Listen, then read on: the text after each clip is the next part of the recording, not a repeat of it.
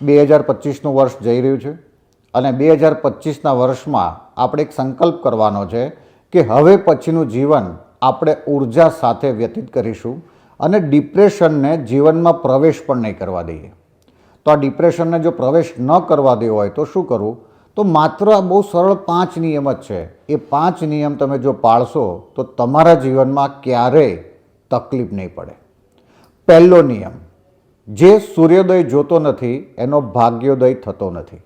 એટલે 5 દિવસ સુધી થોડુંક કાઠું પડશે, તકલીફ પડશે, પણ 5 દિવસ સુધી સવારે 5 વાગ્યાનું એલાર્મ મૂકી દો અને પથારીમાં સૂતા સૂતા જ 5 વખત ઓમકાર કરીને પાછા સૂઈ જાઓ. 5 દિવસ પછી તમારે એલાર્મ મૂકવાની જરૂર નહીં પડે અને તમારી આંખ બ્રહ્મ મુહૂર્તમાં ખોલી જશે.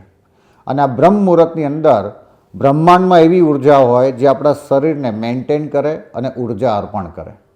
તો આ એક નિયમ તમે અવશ્ય લેજો. અને બીજો નિયમ 5 ઓમકાર કરવાનો.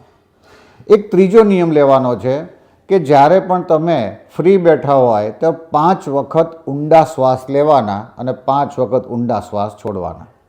અને જેને કહેવાય પૂરક, કુંભક, રેચક અથવા અનુલોમ વિલોમ પણ તમે કરી શકો છો. આ બસમાં, ટ્રેનમાં, ફ્લાઇટમાં, જ્યાં પણ તમે ફ્રી બેઠા છો, કોઈ વેઇટિંગ હોલમાં, તો અનુલોમ વિલોમ કરવાથી તમારી અંદર ઉર્જા સંચિત થશે અને શ્વાસ ઉપર ધ્યાન રહેશે.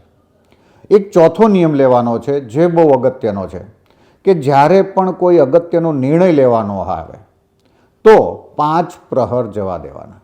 જેમ કે કોઈ દુકાન રાખવી હોય, કોઈ નવી જોબની ઓફર હોય, ક્યાંય વિવાહ સંસ્કાર માટે નિર્ણય લેવાનો હોય તો 5 પ્રહર જવા દેવાના. કોઈ અજાણી વ્યક્તિ પૈસા પણ માગતું હોય, હવે તો ઓનલાઈન ફ્રોડના પણ એટલા બધા ઘટનાઓ બને છે, તો 5 પ્રહર જવા દેવાના.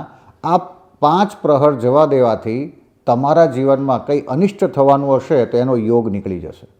એટલે દિવસના કે રાતના 5 પ્રહર તમારે જવા દેવાના અને જીવનમાં 5 વ્યક્તિને સ્થાન આપવાનું. આ 5 વ્યક્તિ એટલે માતા, પિતા, ગુરુ, પતિ અથવા પત્ની અને એક સાચો મિત્ર, જેને પંચ પરમેશ્વર કહેવાય. અને આ 5 વ્યક્તિઓ પંચ મહાભૂત તત્વનું એ બેલેન્સિંગ કરી રહ્યા છે અને નેતૃત્વ કરી રહ્યા છે. અને પંચદેવની પૂજા તમારા ગુરુદેવ કહે એની તમારે જીવનભર અવશ્ય કરવી. બસ આ બહુ સરળ નિયમ છે. આ જ ધર્મ છે, આ જ શાસ્ત્ર છે, આ જ વેદ છે. પરંતુ આપણને શું તકલીફ છે ને એના માટે આપણે સાયકાટ્રિસ્ટને મળવા જઈએ ને, એ જ આપણી અધર્મ છે અને એ જ આપણું અધપતન છે. તો આ નવા વર્ષમાં ડિપ્રેશનમાંથી મુક્ત થવું છે અને મારી સાથે જોડાયેલા જે અંતિમધામ આશ્રમના પરિવારના સભ્યો છે એ લોકો ઉર્જાવાન બને, બીજાને પણ ઉર્જાવાન બનાવે અને આપણે સાચા ધર્મની પ્રાપ્તિ કરીએ.